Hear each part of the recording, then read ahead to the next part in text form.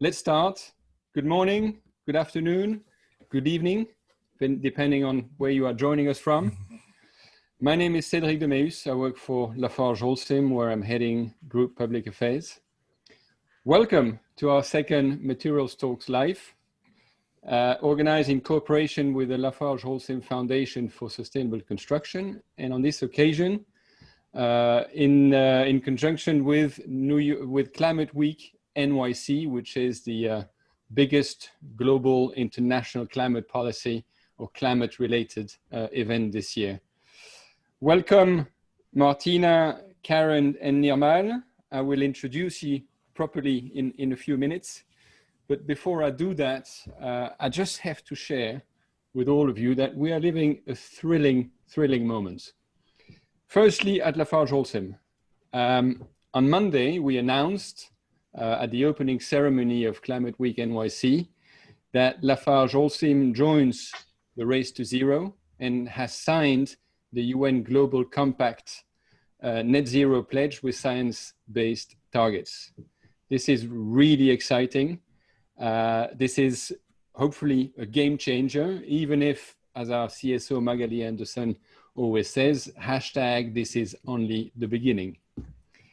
Secondly, it's also an exciting moment for our community in the construction and building sector. More than ever before, is the community fully engaged in the conversation of the race to zero, of the transition towards more circular and carbon neutral economies. And this comes with a willingness of the overall community to bring everyone along who is ready, who is prepared to embark on the paradigm shift towards net zero construction. So this is very exciting. And of course, this will require deep transformation of how we envision, plan, design, and manage our built environment. This is why we have policymakers around a larger and larger number of jurisdictions trying to figure out how you equip and enable actors from the construction value chain to embed carbon performance into their decision-making processes. And just as an example, this is fully embedded in the European Green Deal that has been launched a few months ago in Europe. On the other hand, carbon performance is one metric only. And one question can be asked whether this approach on a single metric performance will be enough to respond to the challenge. I think we've all experienced through COVID around the world that our built environment plays a fundamental but also a changing role in our daily lives. And we need adaptation. And the built environment, our built environment is central to that. So can we develop a more systematic approach of our built environment so that it plays a repair and restore function, including in terms of carbon? So these are complex questions, and I'm honored to have three renowned experts in your field to help me addressing these questions this afternoon. So we have Martina Otto. Welcome, Martina. Martina, you're head of the cities unit at UNEP in Paris, and you are heading the Global Alliance for Buildings and Construction, which is a coalition of state and non-state actors, all committed to embed the built environment in the COP21 ambitions. We have Karen Scrivener. Welcome, Karen. You are professor and head of Laboratory of Construction Materials at the Swiss Federal Institute of Technology, EPFL. You have a long career in the construction industry, in the construction world, and you have a unique know-how on materials and the role of construction materials. Finally, last but not least, we have Nirmal Kishnani. Welcome, Nirmal. You are an associate professor of architecture in the School of Design and Environment at the National University of Singapore. You are known to be an advocate and expert in sustainable design and architecture with a focus on Asia. And you are behind a fascinating concept, eco-puncture, And I'm looking forward to hear more about that in the course of our discussion. So welcome to the three of you. So let's dive in, and let me start with you, Martina. The GABC, the Global Alliance for Building and Construction, recently published a global and several regional roadmaps on how to decarbonize the built environment. It involved hundreds of experts from all around the world, all coming with their tradition and their expertise, and it led to quite an ambitious work. And I would like to ask you to share with us a few outcomes from this work, and a number of the overarching recommendations that come out from this work. And perhaps as an introduction, if you can just give a little context of the GABC, how you work with it, so that our audience understands the context. Okay. Thank you so much, Cedric, and very happy to be with you today in the session. And let me also say congratulations for only the beginning. It starts with setting a target and having a strong commitment, and that's often the toughest step to take, but obviously all the work to follow. But congratulations for this. We're looking forward to seeing that coming.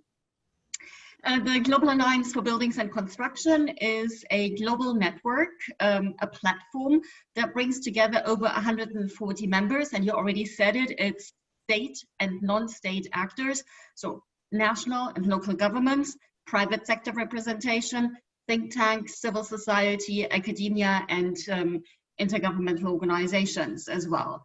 And maybe to note as well, a few key initiatives that do implementation projects in a lot of the developing countries as well. And it was set up at COP21 with the ambition to raise the level of the climate ambition towards a zero emission, efficient and resilient buildings and construction sector, and to help overcome the sector fragmentation by bringing together all the players along the value chain. And in a nutshell, it's about awareness of the importance of the sector and bringing together a common vision, showcasing solutions that are out there that are ready to be implemented at much larger scale than is done before, but we have no excuse. And the matchmaking and all that between the different actors to spur radical cooperation, as we call that, for the transformation, the scale and the pace of the transformation that we need to make the sector Paris compliant. So that's it, nothing less than that. It's quite a challenge, but we have a number of flagship products that we've put together that help us in this. The first is a global status report that tracks the progress over time. So it's an annual report that comes out and shows where we stand. And well, while things have been done, we're not anywhere near where we need to be. The progress is made, but it's too slow and outpaced by the addition of floor space, to say it in a nutshell.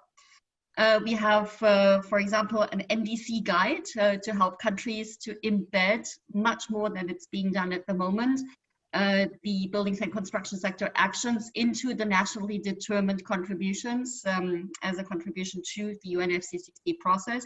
And as you mentioned, we have these roadmaps, and there's a global and 3 regional roadmaps that have been developed.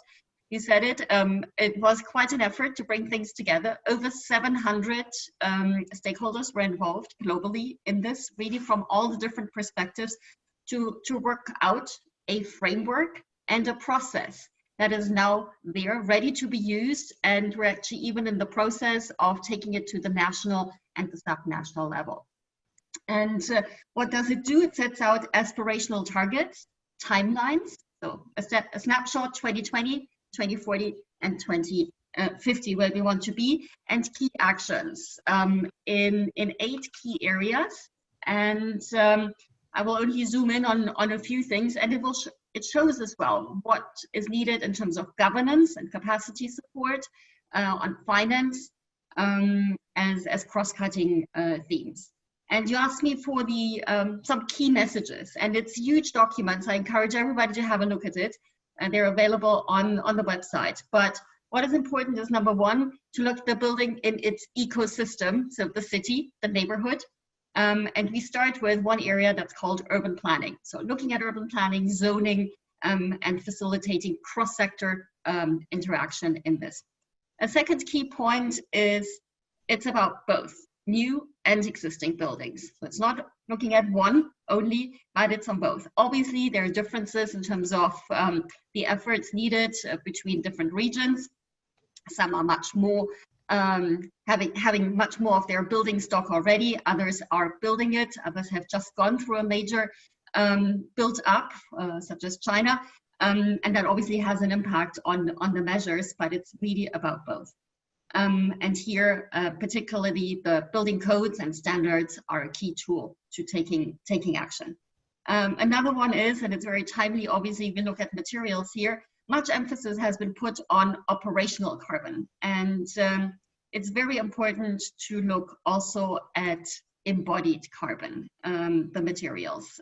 So it is both sides. We have information on appliances as well, but also a big focus on materials. And I'm sure we'll have an opportunity to say more about that afterwards. Resilience is really important. You asked the question, is it one matrix only? And it's not only the carbon footprint, but it's also resilience, our adaptive capacity, super, super important.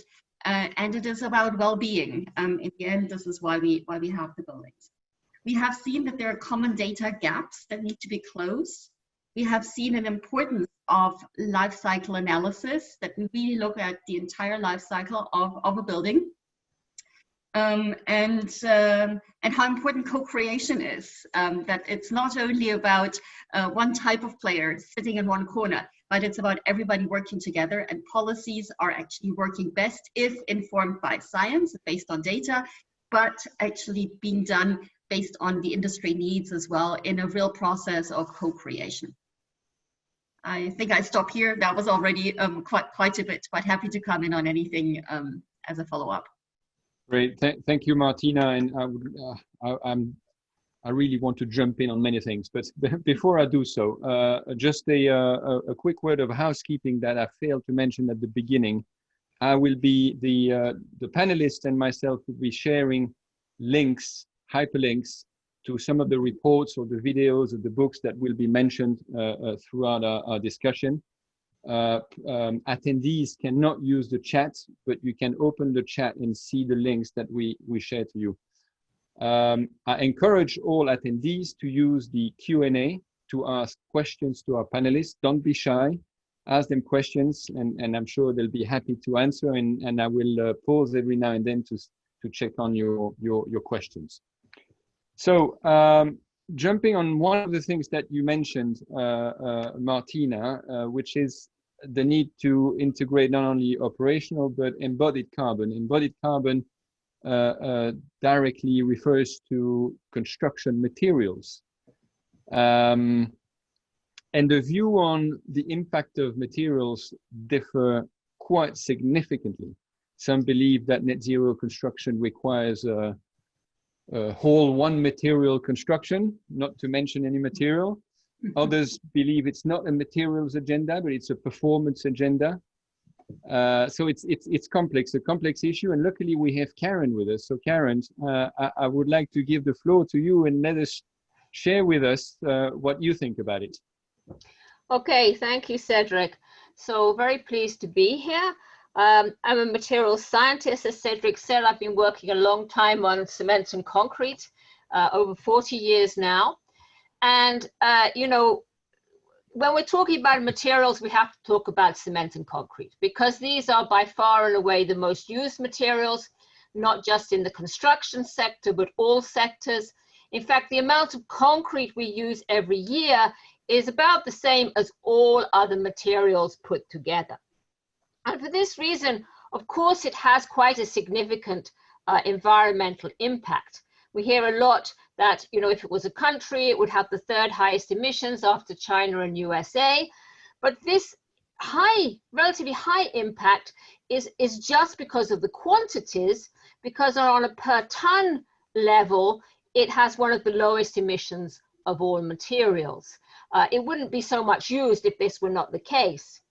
But then even from a resource perspective, you know, we just have no possibility to replace it with other materials. A lot of people promote wood, and I've nothing against wood, it's a very nice material. But if we wanted to replace just say 1/4, 25% of concrete with wood, we would have to plant new forests equivalent to 1.5 times the size of India. So I think everybody can realize this is not a practical solution at scale. We have concrete and we have to continue to work with it. And you know, my work is really focusing on how we can make it better. And we have a huge potential to make it better. But in doing that, I think it's very important we take a world view. Often sitting in Europe and USA, we're being much too focused locally.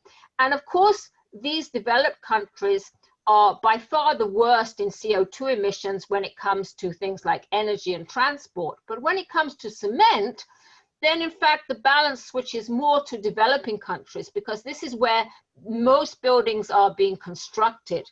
So we have this, say, 8% CO2 overall, but if we look at the USA, probably it's only accounting, cement is only accounting for, say, 2 or 3% emissions, whereas if we look at a country like Vietnam, then we're talking like more than 25% contribution to emissions. So this shows that if we want to have an impact, we need to work with the places where the new construction is going on.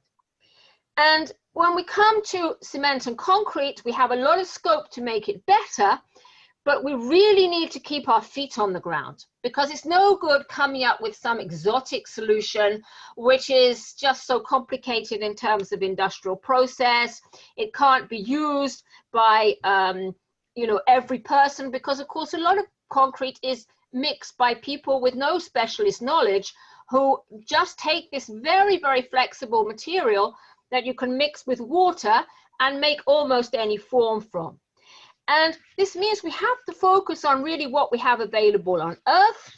And I'm not going to go too much into all the detailed chemistry, but this means purely from a resource perspective, the basis of all concretes is going to stay as what we call Portland cement, which is the material we use today.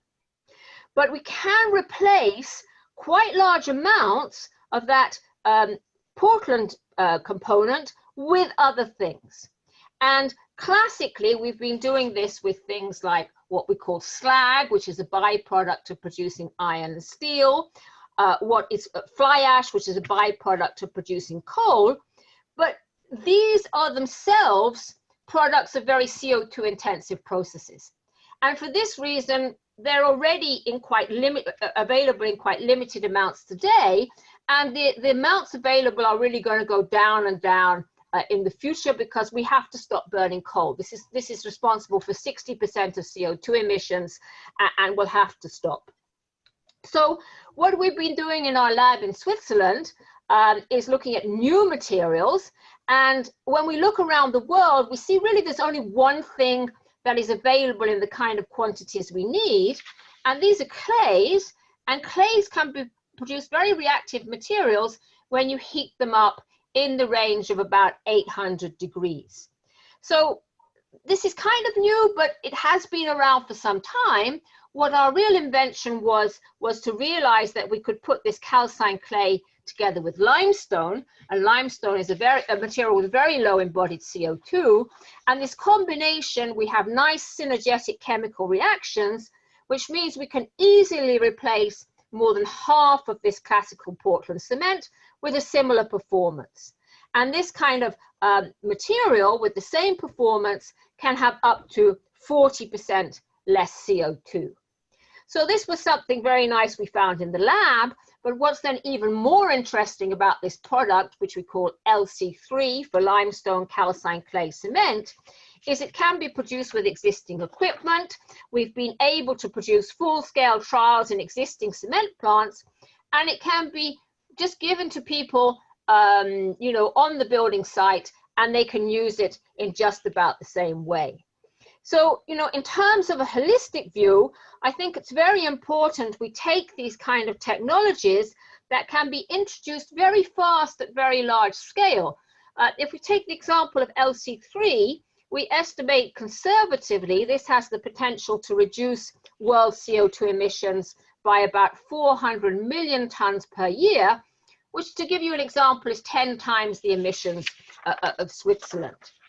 So, you know, that's the most important thing I think we need to do in materials. We need to do things that are practical, that can work in developing countries.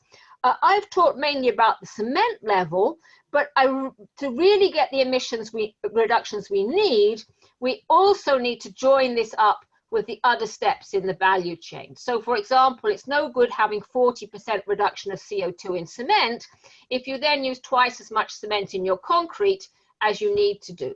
So we need to go forward, not just at the cement level, but at the concrete level, then at the building level, and then of course in how we use our buildings, how we reuse our buildings. Do we demolish them or do we reuse them? So it's really, I think what I want to emphasize is we need to have this holistic view, both in terms of not being sitting in our little corners, but also in looking at all the parts of the construction process. That's great. Thank you, Karen. And I will use this last comment of yours and the need to work with the place and have the holistic view from materials to buildings. And Martina, you also mentioned the fact that buildings are not isolated items, but need to be considered within their environment. That brings me to you, Nirmal.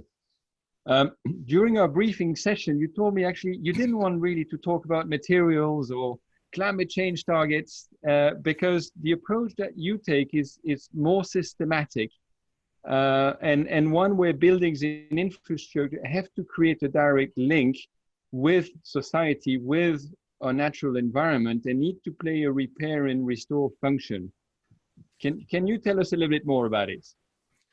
Absolutely. Thank you, Cedric. I think it's worth taking a step back a little bit and remembering that the sustainability movement that we talk about today originated in a period in the 60s and 70s when the argument was really about coexistence with nature. And this was in response to a post-war surge of industrial activity and urban expansion. Since then, we've drifted away from the do no harm approach to one that argues to do less harm. And so it's okay theoretically to pollute as long as you do it within the carrying capacity of nature. So in my book, Ecopuncture, I argue that the window for less harm has closed on us. Mitigation is quite simply not enough.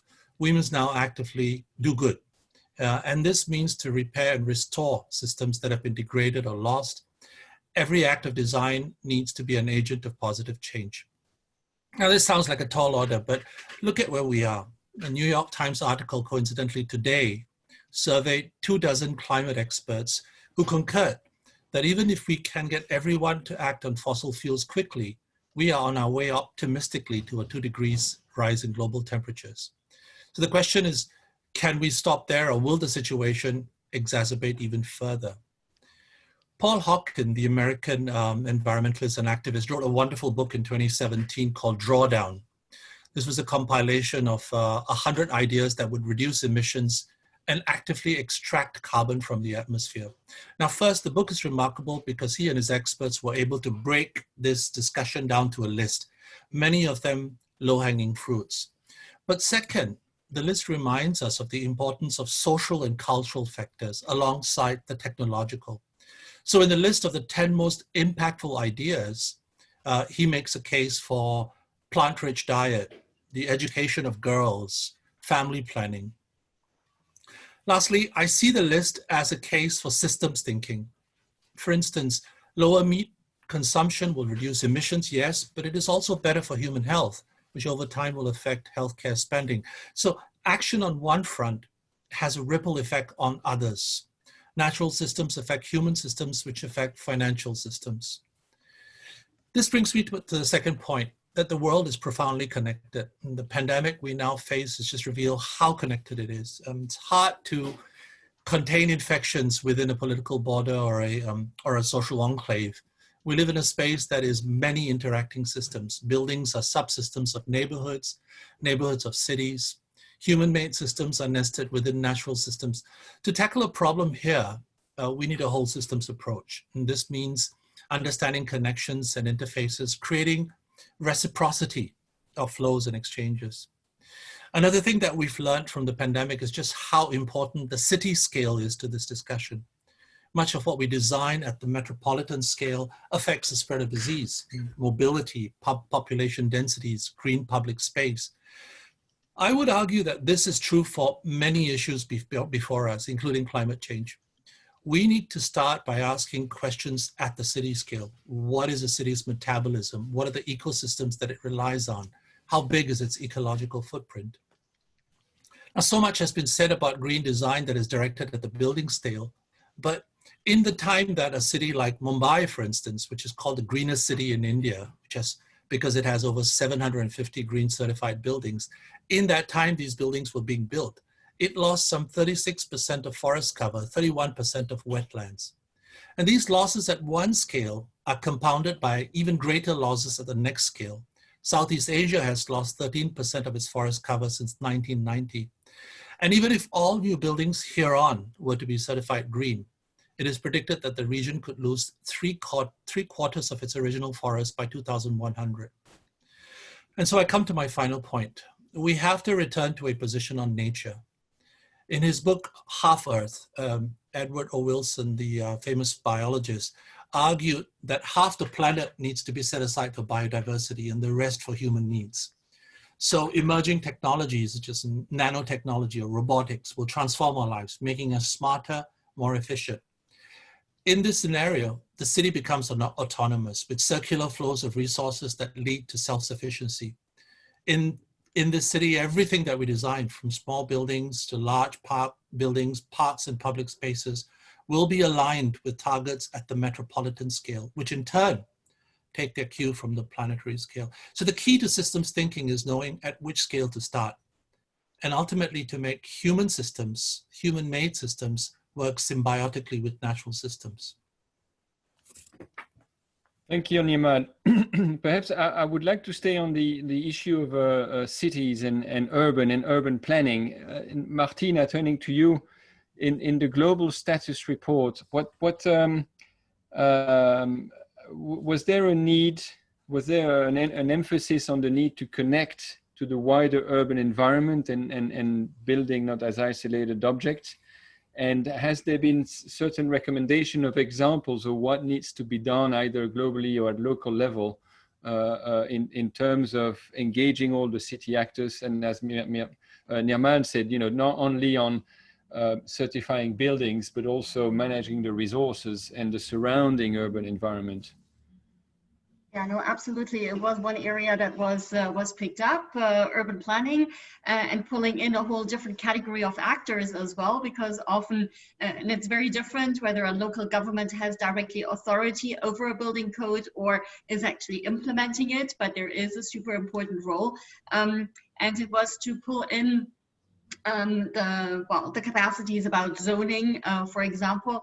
If we talk about building performance, it is not only about the building design itself and the materials that go into it and then the appliances, but it is also very much on how it's positioned in a city. And that starts with, for example, exposure. Well, if you set up things in a way that there is natural shading that is created, and we have good examples that go back to traditional designs like a Medina that is really set up for it to create shading, to reduce the demand for cooling, which is actually super on the rise due to more heat waves due to climate change as well, is one way of how the urban design interacts with buildings. Another one is about green space, how important that is. Again, to provide natural shading and to help combat urban heat island effects. But not only that, now we come back to this whole systems approach.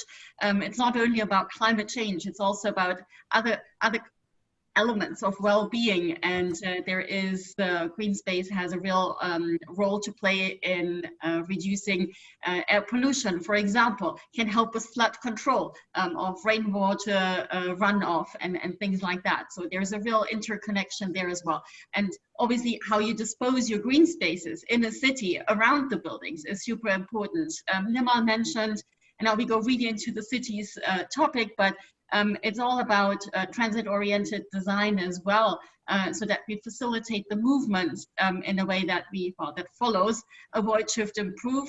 So we reduce the demand in the first place, and then we do it as through modal shifts as efficiently as possible, and then we clean up. And there is a connection as well, because buildings is where we connect with all our infrastructure in a city. So it makes a lot of sense to factor that in.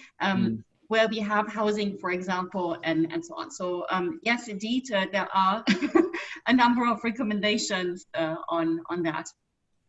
Thank you, Martina. And Nirmal, I would like to come back to you, because one of your comments intrigued me. You cited the example of Mumbai and the large amounts of certified green buildings there are in Mumbai, and at the same time the negative impact that the building activity has had on the surrounding nature.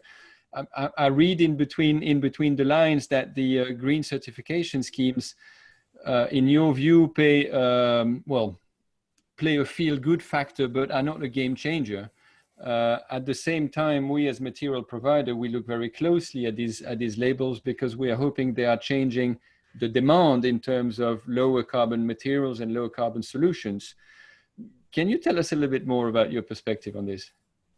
Yeah, I have a big issue with green rating systems. I think that, you know, in hyperactive economies, they've been very ineffective. Looking at Asia over the last 20 years, the number of green buildings that have been built that we can call built green is a very minuscule fraction of what has actually been built in total. The problem is not just the pace of adoption, it's also the way the question is framed. The green label shrinks the canvas to what is done within site and shell, and it focuses attention on what benefits the occupant and the owner. And greening is often a technical exercise about improving the efficiency of parts without really taking a position on the whole. Now, don't get me wrong, I think standards and metrics are important, they're a good thing, but the question from a systems point of view is what drives compliance. So let me give you an alternative view to this. Woha is a well-known Singapore-based design firm. In their book, Garden City, Mega City, they talk about the generosity index for buildings, something that could take potentially the place of green rating tools. And an example of metrics within this index would be ecosystem contribution, the degree to which a building or a development supplements a city's ecosystems. Another is self-sufficiency, the extent to which a project has the capacity to produce its own energy or food and water. Now, all of this sounds great, but then the question arises, what about the cost and who pays for all of this? If buildings become generous, as suggested by this index, where does the financing for all these ideas come from? And I think the problem is that the green building movement has advocated a position on voluntary action. You know, greening is in the interest of the developer and somehow it will pay for itself. This logic hasn't worked out. I think we need policy to bring a long-term perspective to this discussion, to make generosity not reliant on the goodwill or self-interest of developers. Okay, so staying on this broad topic of mobilizing the let's say the construction ecosystem, Karen, you're very much specialized in the science of materials, but you mentioned at the end of your first remark that we need to put that in the broader context and take a holistic view to construction. So you are well placed to know that every construction project involves hundreds of decisions that are cascaded down from the architect all the way to the procurer, all the way to the owner of a project, or the financier of a project. In your view, how do we best equip this ecosystem so that they take a coordinated decision on the various issues that we are trying to address, and perhaps we'll see if we have to enlarge that to a larger ecosystem. But first, the construction ecosystem. How do we equip them? Yeah, I think this is a real challenge, and it's very difficult to see what we should do. You know, so if we work down the value chain, well, if we start at the level of clinker, it's relatively straightforward because reducing CO2 is also saving costs. So the companies do it any rate without really that much pressure on them. Then we come to cement. Well, we have a few more actors. It's a little bit more difficult because then, you know, sometimes we can change the way the material performs, but still we can have metrics like CO2 taxes, which push us in the right direction.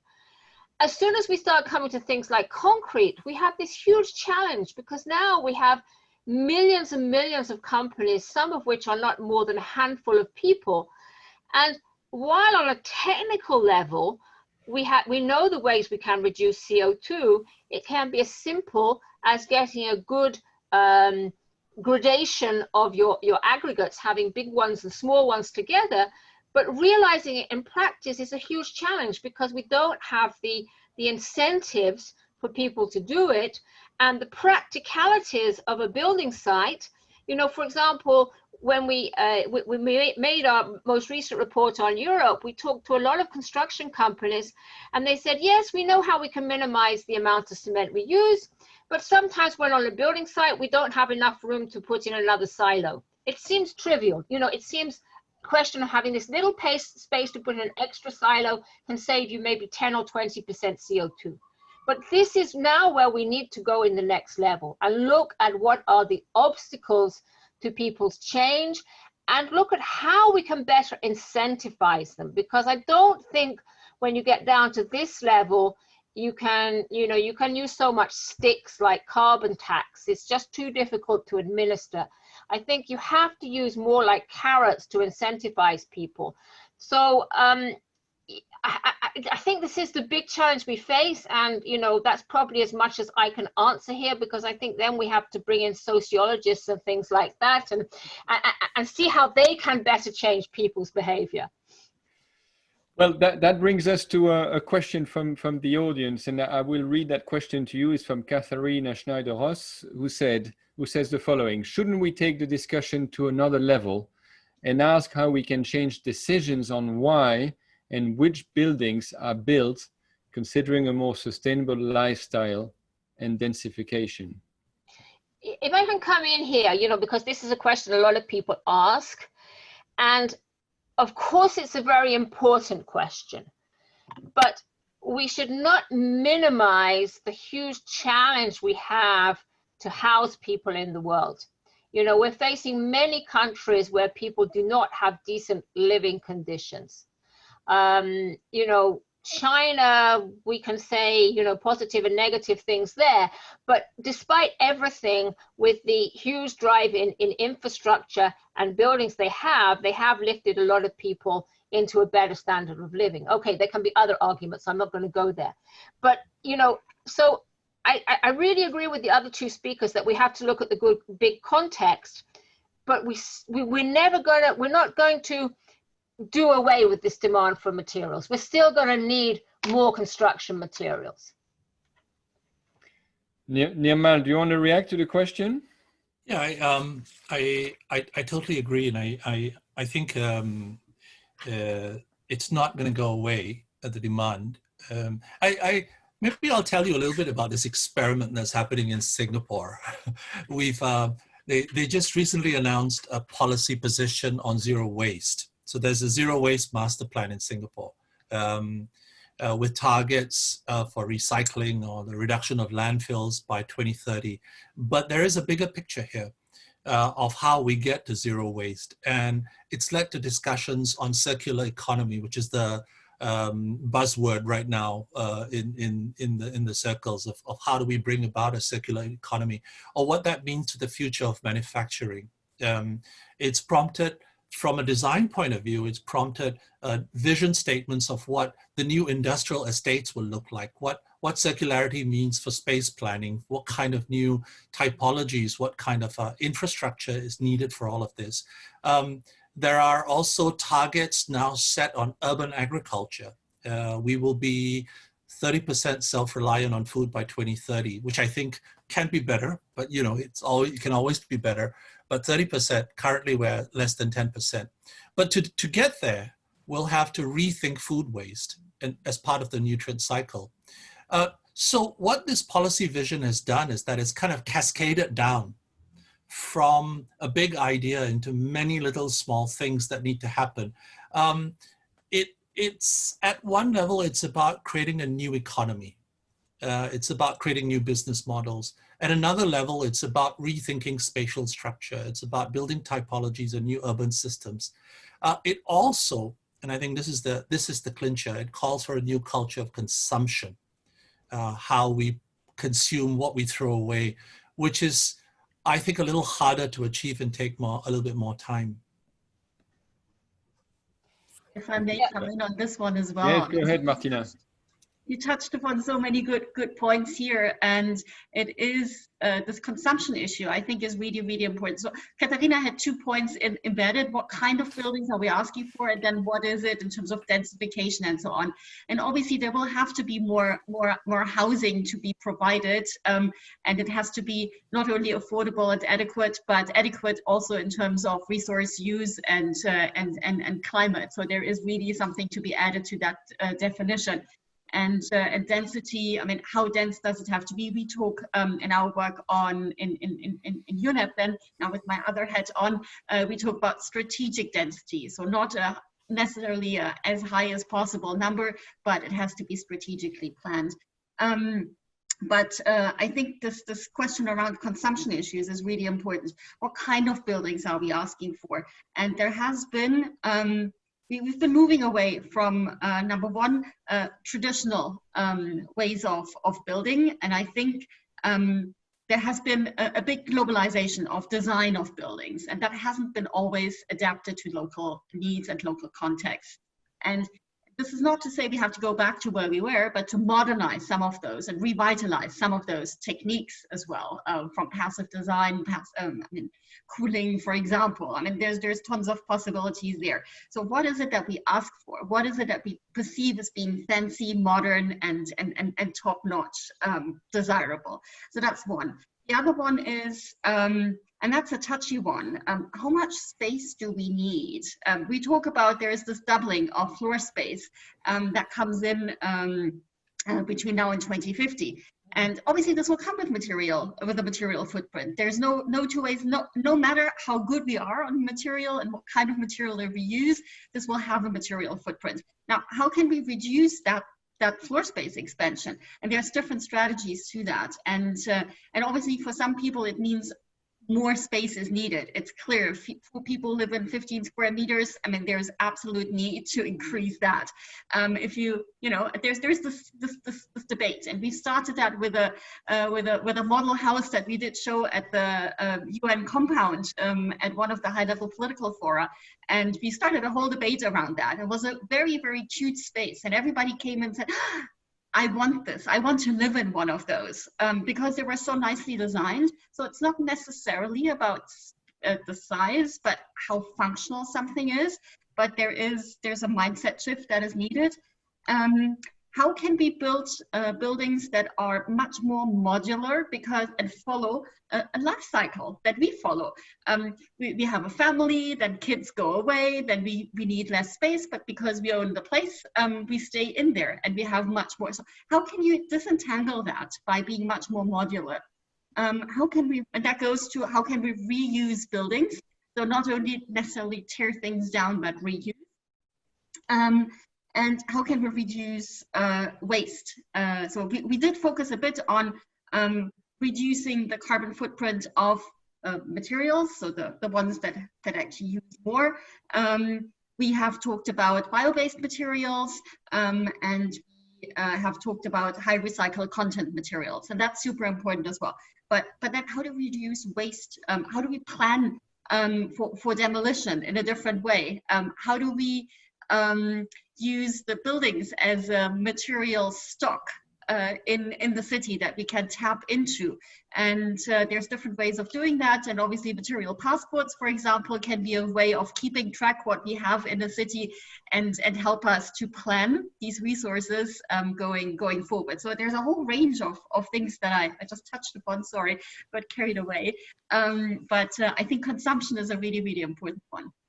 Can I add something to what you just said about buildings? And I totally agree with everything you said, but there is one thing that we very rarely talk about, which is the role of buildings.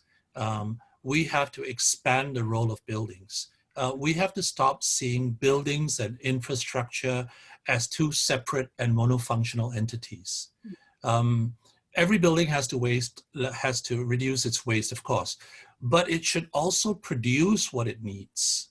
And this is the thing that we don't talk about enough. So why can't a highway double up as a solar farm? Why can't a train line become a linear food farm? Why can't a condominium become a biodiversity habitat? Why can't we start to visualize buildings as doing more than one thing at a time? Why is it always, it's a condominium or a shopping center or a train station? Why can't there be many things that produce stuff that the city needs, that we need to survive? I did a little experiment in the postgraduate program that I teach with my students, and I tested this idea in the context of Singapore. And I said to them, what if all buildings in Singapore were producing energy, food, and water? I mean, not that they were entirely self-sufficient, but they contributed to the commons, to what the city needs. We did an aggregation of this, and we found that it would make the city substantially self-sufficient in terms of these three resources. Singapore, this tiny little island, would be self-sufficient in terms of energy, food, and water if all buildings were roped in to participate in the production of these things that we need, instead of importing them all the time. So the key to systems thinking is to see the relationship of the part to the whole. And we're so comfortable seeing everything as discrete elements that we forget that there is a whole here. And I think in that respect, I think we're only limited by our imagination. But I would like to pick up on that. And I can't help but asking this question. It seems that there's nothing stopping us as society to do that. And in very few countries forbid you to improve your building and grow something on the roof of your building. But it requires a substantial shift in behavior, in societal behavior. And it seems that society needs a carrot. So would the carrot be in the form of making constructive behavior or better material? What I mean by better material is the lower carbon material, for example, be cheaper than the alternative, which is the norm today. And using regulatory tools or monetary tools such as carbon pricing. To exemplify what I'm saying, if you put a carbon price on consumption, on a consumer, and I'm going to the DIY shop and I want to buy a bag of cement or a bag of whatever, and I pay for the carbon content that is in this bag. And the less carbonated one will be cheaper. And human beings are human beings, we tend to go to the cheaper one. So can we use carbon pricing to be a carrot? And that would require a serious legislative innovation and societal acceptance. But can that be, in your view, the carrot that pushes a shift in societal behavior? If I can come in there, I would just like to again, say that I think this is one of the big advantages we have with cement substituted materials. They can be cheaper. Okay, people don't always sell them at cheaper prices. That's another story. But I think this can be a mechanism. And generally in construction materials, it doesn't mean low carbon solutions are not necessarily more expensive, because the carbon is coming from the input of fuel, things like that. And, you can make low carbon materials much, much cheaper. And I think we have to look at all these solutions. I I think it's great if we could have all our houses producing solar energy. I mean, this is starting to happen around the world. You know, I mean, now in Switzerland, just about every house has solar panels on its roof, and of course, this is the way we go. We have to go, but we also have to provide people with easy solutions. So they don't have to think, am I using a high CO2 solution or a low CO2 solution? They use the low CO2 solution because it's cheaper and it's just as easy. And if we can't do that, we're always trying to push water uphill, because we're always trying to say to people, you've got to pay more and this is a bit more difficult to use. So I think from my perspective as a researcher, these are the kind of directions we have to go in. Nirmal, Martina, any thoughts or input on the suggestion of the use of carbon price on consumption as a carrot? I know there is a need to look at this as a market-based mechanism of pricing and cost and demand, but I feel that sometimes this argument reaches a limit because it simply is not in the interest of the developer, the short-term interest of the developer, to do something about it. And I'll give you an example of this, not specifically related to carbon, but to that study that I talked about, where we kind of modeled the whole city of Singapore, where every building was producing something. And the question that I asked them was, at what point does it become not cost effective for a developer to do this? Meaning, if a developer was investing money in, say, water recycling systems or in energy production systems or in food production within the context of their development, at what point does it become nonsensical? Because it just doesn't pay its way. Now, there are some things like water where the payback is so self-evident, it should be legislated. It should be compulsory, because it's in the interest of the developer to do it. And any developer that doesn't do it should be penalized. It should be compulsory. In the context of energy, we haven't got to that point where it has a rapid payback period and the market is going to accept it. And that needs some kind of subsidy, some kind of incentivization. With food, it's impossible to argue. I mean, the cost of vegetables in Singapore will not ever compete with the cost of real estate in Singapore. So you can't turn an office floor in downtown Singapore into an urban farm, because you'll never get that money back, you know. So you have to start thinking of other ways to incentivize these types of actions, which are in the collective good. Now, I'll give you a very quick example of Hong Kong. Hong Kong had this wonderful policy of above ground linkages. The streets of Hong Kong are very congested, very difficult for pedestrians. So they wanted to create building to building connections at the podium level. And so every time a developer bought a parcel of land in central Hong Kong, the government would give him or her extra gross floor area, extra built up area, if they connected to the adjacent building and kept the connection open 24/7. Now, this was a policy that was put in place for many years. Today, if you go to Hong Kong, you can walk from building to building without ever touching the ground. It has this wonderful organically grown network of public spaces above ground. I think that's brilliant. It's a win-win situation. That little bit of extra built up area didn't cost the city that much, but what it produced from an aggregate of many small actions was a network that benefited the city as a whole. So I think we've got to get creative with the way we see policy and how we incentivize certain actions that, quite frankly, are just not in the short-term interest of a developer or an investor. If I can come in on that point, Yes.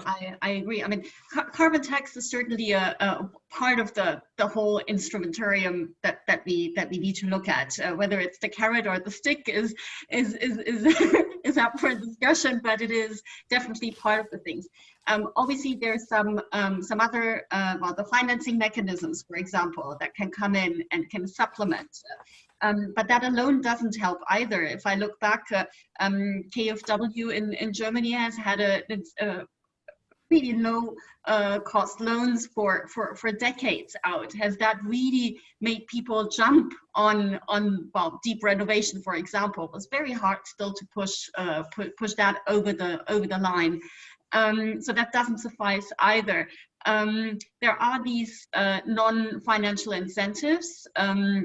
And I think we can use much more of that. And that's where I join Nirmal when he says, well, we have to be more creative. So is it the additional floor that you can build because you have all the green features? Is it because you get a much faster expedited building permit because you do some green features that are there?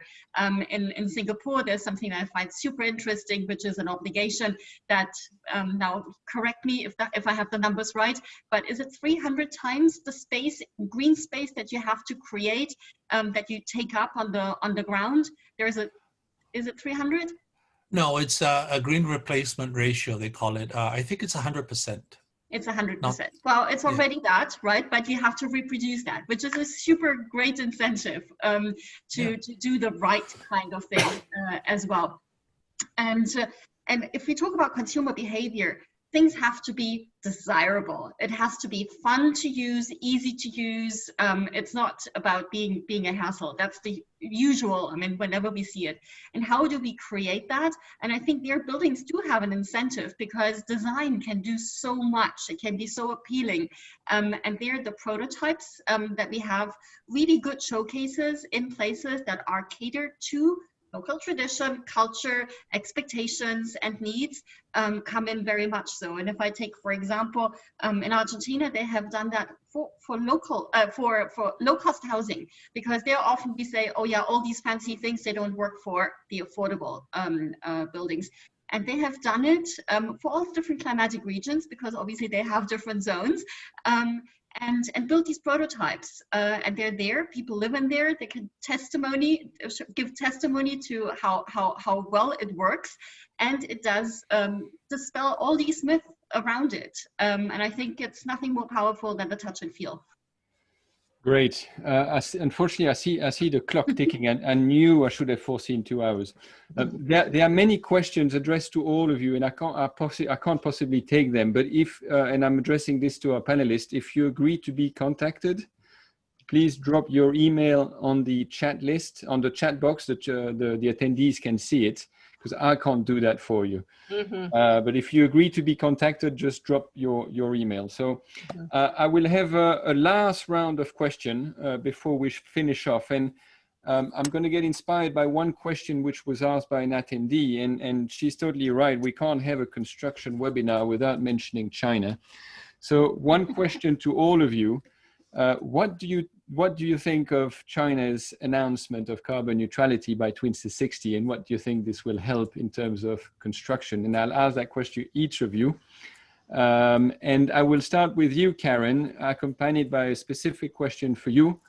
What would you like to see appearing in the policy toolkit over the next 12 months that would help accelerating the decarbonization of the built environment?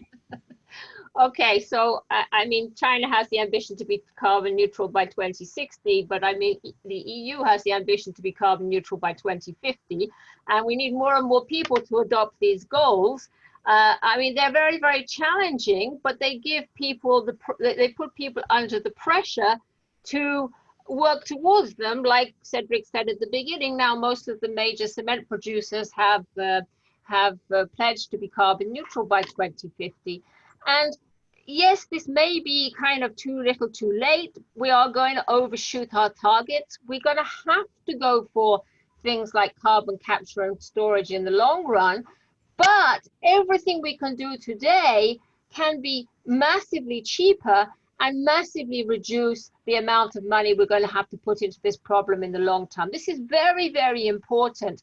You know, for example, you know, here in Switzerland, which is a tiny country, just imagine how much it's going to cost to go to carbon neutrality when we already have 60% of energy coming from hydroelectric. Compared to the fact you can introduce a solution like LC3, which on a global basis can save you 10 times as much for much less money. You know, and so I think we have to think of, we have to do everything we can as fast as we can we're still going to have challenges, but you know, this is the way we have to do it. And on one thing in terms of policy, I think the first thing we really have to go for is kind of more a global approach to carbon taxing, because there's too much what people call leakage. I mean, we see already in Europe, because Europe has pledged to be carbon neutral by 2050, not so much cement manufacturers moving out, the steel manufacturers moving out. You know, so that people are going to, all these big steel producers are going to produce steel in India and God knows where, because they don't have CO2 taxes, and then transport it to Europe. You know, so we have to somewhere get agreement on CO2 taxes. I'm not saying CO2 taxes solve everything, they certainly don't, but they're very much a first step. Thank you, Karen. Martina, what do you think about the China's announcement of carbon neutrality by 2060, and what's your number one wish on policy development at the global level? Thank you. I think I started off with congratulating you that Lafarge took a clear stand in setting a target. It starts with that. So obviously everybody should start putting in those targets. That's the whole purpose of our roadmaps as well, that we enable this process and to come to that and formulate something that works for a given country or company context. Not that the roadmaps are for the company context, that's science-based targets, but that's really something that is super important. What I would like to see is that more take that process up and formulate it. I fully join Karen in what she said. It will require a lot of stepping stones, and as fast as we can put them in to actually accelerate that, we don't actually have to wait till 2060, but maybe it can be done a bit beforehand. The race to zero by the high-level champions, for example, goes for all the things to be done by 2040 to move it forward a little bit. But I think that's what we need, and I would like to see a reflection in the NDCs. There's very little on the building sector at the moment, and really concrete measures to be placed there. Thank you, Martina. Now to you, Nirmal, on China's announcement, and then what is the one recommendation you would give to city planners in Asia to get a better control on the growth of their cities and the waste of their resources? I have to say, China is very confusing as an outsider looking in, and you know, it's got so many mixed signals on some things. It seems to be far ahead, and others not so much. So I'll tell you a story of an insider's point of view, which is my friend Yu Kongjian, who's a landscape architect. He's a very well-known landscape architect in China, based out of Beijing, and he tells me the story of what happened when he came back from his PhD doctorate in Harvard. He returned to Beijing to start his practice, and he witnessed firsthand the massive devastation that was taking place in the countryside. You know, rivers were being polluted, forests were being cut down, and so he began to lobby the mayors and the professional bodies to change their ways, so to speak. Not only did they not listen to him, he was ostracized and marginalized in professional circles. So this went on for a while, and he did his own projects, which are, by the way, beautiful. If you get a chance to look for Tourandscape, they do these beautiful parks in China. And he did these projects that were uplifting and beautiful, but they were still just isolated projects that didn't add up to anything. And then, of course, came the big turnaround, you know, probably because of public pressure. President Xi announced the birth of the ecological age in China. Now, that's great rhetoric. And this was at the Congress of the Chinese Party. I mean, that sounds great on paper, but what does it mean? And Kongjian tells me that now the sponge city mandate is compulsory for all cities. All mayors are evaluated not just by how much economic growth they bring to their city, but also in terms of the impact of their policies on the environment. If a river runs through a city, you as a mayor are penalized for pollution that ends up downstream. So I'd like to see the glass half full, and hope that this, maybe 2060 is too lax a date, and I agree with Martina and Karen. but I'd like to see the glass half full and think that if anyone can do this quickly, it's probably going to be China. And very fast on your recommendation? I think we have to bring circularity into the discussion in a very serious way. Circularity is not just a better business model, it's also a question of survival. If cities become more circular, they're going to have less impact on nature outside city boundaries. And so I'd like to see circularity become part of the policy conversation of cities. Great, fantastic. We have to draw it to a close, unfortunately. If we were in the same room, I would hand over a concrete pen and a box of Swiss chocolates, but I guess that will be for next year when we talk again. So thank you so much, Karen, Martina, and Nirmal for joining us in this fascinating discussion. And thank you all the attendees